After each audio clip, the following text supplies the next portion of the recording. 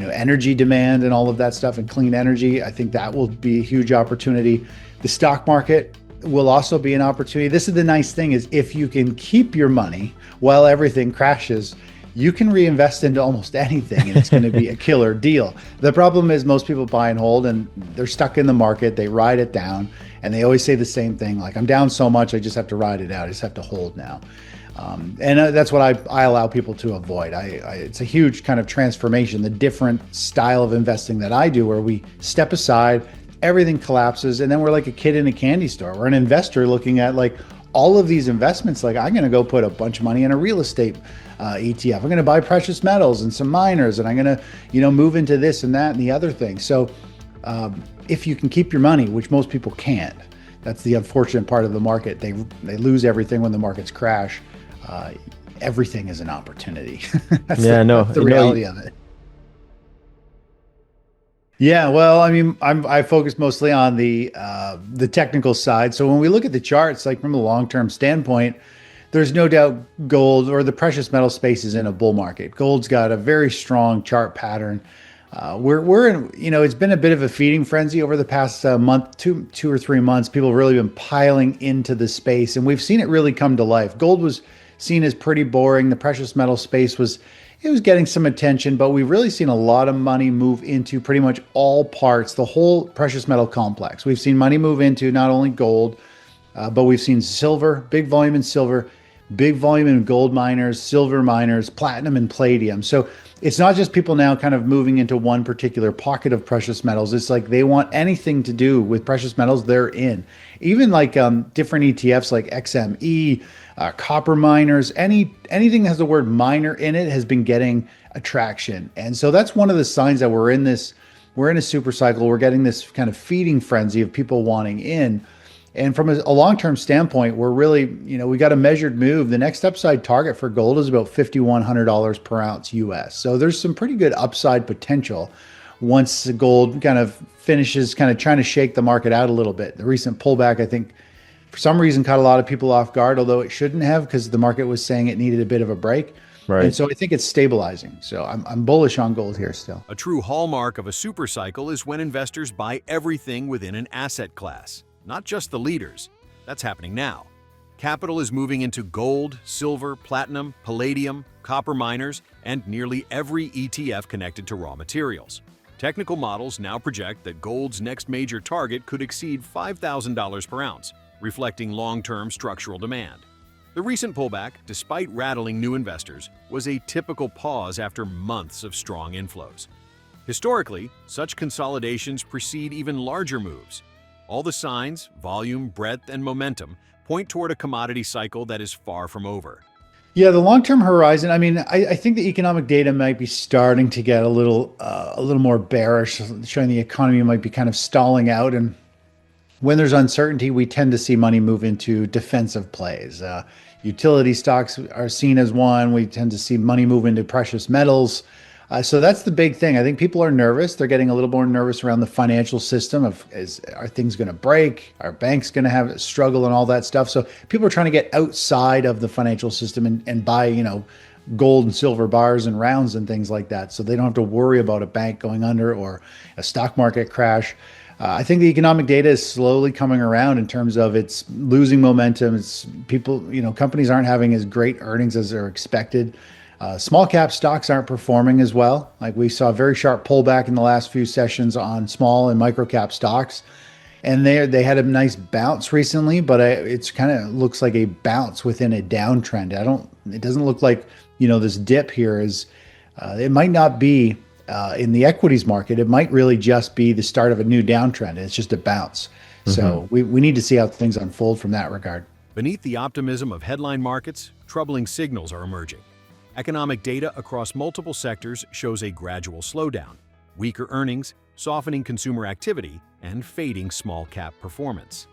Micro-cap stocks recently suffered a sharp decline, and their recovery looks more like a temporary bounce than a reversal. Meanwhile, the financial system is losing investor confidence. Concerns about banks, liquidity, and hidden leverage are resurfacing. Historically, when uncertainty rises, capital shifts into defensive havens, utilities, cash equivalents, and especially precious metals. The message from the market is subtle but unmistakable. Storm clouds are forming and money is quietly preparing. Yeah, I think you should have limited exposure to the stock market. I mean, we've had a very strong move up percentage wise, but the stock market isn't super healthy at this point. The Mag 7s are still doing most of the heavy lifting.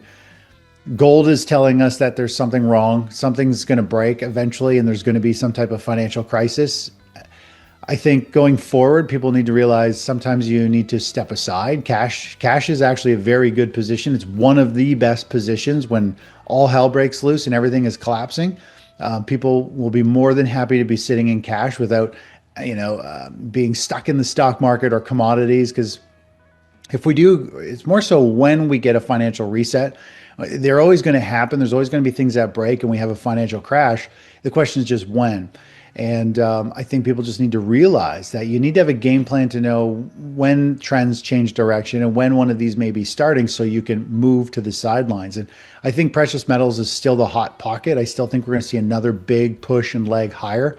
If you compare the price action of precious metal space with platinum, palladium, gold, silver miners to 2007, early 2008, it's almost identical type of price action. And it's telling us we should see another 30% move up in gold, potentially another 60% move higher in silver, platinum, and palladium. So I think this first pullback in metals is just the tip of the iceberg. I think we're going to see one more big push. But as you said, Ivan, if we do and when we do go into a reset, you do need to liquidate. You really need to protect your capital, protect your lifestyle. You need to just move to cash. And typically when the market and the economy falls apart, the US dollar index tends to rally. So just moving to the dollar index or just into cash like USD currency, I think is a very good play even for an international trader. It tends to perform and hold up while the stock market and economy crashes. While major indices still show resilience, their strength rests heavily on a small group of megacap leaders. Beneath them, the broader market is weakening. Gold's surge is often a leading indicator that deeper structural problems are emerging. When investors aggressively accumulate gold while equities remain extended, it often precedes financial stress or policy shifts. During crises, cash becomes one of the strongest defensive assets, and the US dollar historically rises as global capital seeks safety. Preparing for a potential financial reset doesn't mean predicting disaster. It means recognizing early signals and preserving capital before the crowd reacts. When a trend turns around, like say an uptrend turns around and starts to go down, our strategy will tell us, hey, the trend is over, let's get out. We generally, we have a hierarchy of different assets that we move into. So we potentially could move into like TLT, which is a long-term treasury bond. We could move into the dollar index itself, the dollar ETF index. We might move to cash. Those are the options. And we just need to see if any of those meet our criteria when the stock market rolls over. Now, when we are in a bear market and a big reset, we do trade inverse ETFs. So we actually profit from falling pricing, and which is pretty exhilarating. It's a very quick trade, and we tend to see the market fall very quickly. So when we get into inverse ETFs, it's a very emotional trade. You're in, you're out in a very short window. Navigating turbulent markets requires discipline rather than emotion. Trend-based systems can help investors recognize when optimism fades and conditions turn bearish. When momentum reverses, capital can be rotated into long-term bonds, the dollar index, or simply held in cash.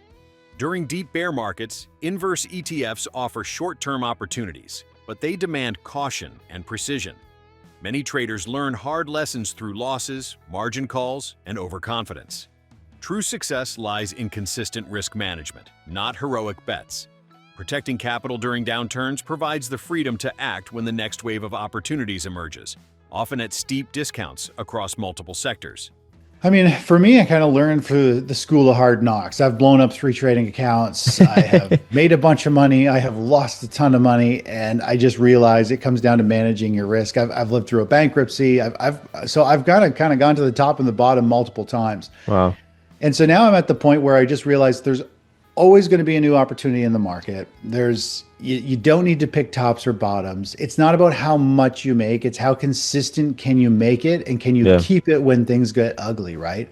And if you don't lose a lot from market corrections, then you don't need to also swing for the fences and hit home runs. You just need a bunch of first, second base hits. and just continuously kind of compound your growth throughout the year. You trade after trade, just growing on top of that. If we're looking forward a few years, there's going to be a lot of opportunity. So if we have a financial reset, the real estate market is going to be great. And I've talked about this, not just buying real estate, but you could actually buy the REITs. The ETFs themselves actually provide, I could argue, a lot more opportunity than buying physical real estate itself, because what happens with a REIT is when the ETFs fall, like IYR, for example, it can fall 70+% in a bear market. The dividends are huge. You could be getting a 10, 15, 18% dividend on those, buy into them, and they can double and triple in price over the next bull market run, which can happen in a fairly small period of time. So I think there's going to be amazing opportunity in real estate and real estate ETFs. I think the precious metals and miner space is going to be huge. Probably see uranium space because of energy demand and all of that stuff, and clean energy. I think that will be a huge opportunity. The stock market will also be an opportunity. This is the nice thing, is if you can keep your money while everything crashes, you can reinvest into almost anything, and it's going to be a killer deal. The problem is most people buy and hold, and they're stuck in the market. They ride it down, and they always say the same thing, like, I'm down so much, I just have to ride it out. I just have to hold now.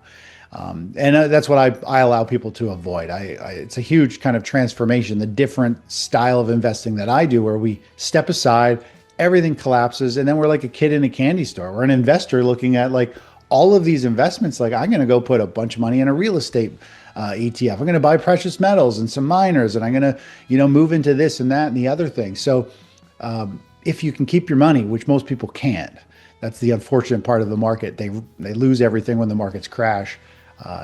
Everything is an opportunity. That's the reality of it. Every financial reset reshapes the investment landscape and creates rare opportunities. Real estate markets can fall dramatically, sending REIT ETFs down 60-70%, opening the door to double-digit dividends and explosive recovery upside. The precious metals sector, mining companies, uranium, energy producers, and broad equities typically offer extraordinary value once the dust settles.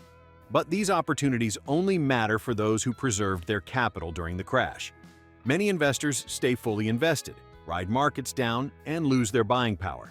Those who step aside early re-enter like shoppers in an empty store, able to choose from the best bargains of an entire cycle.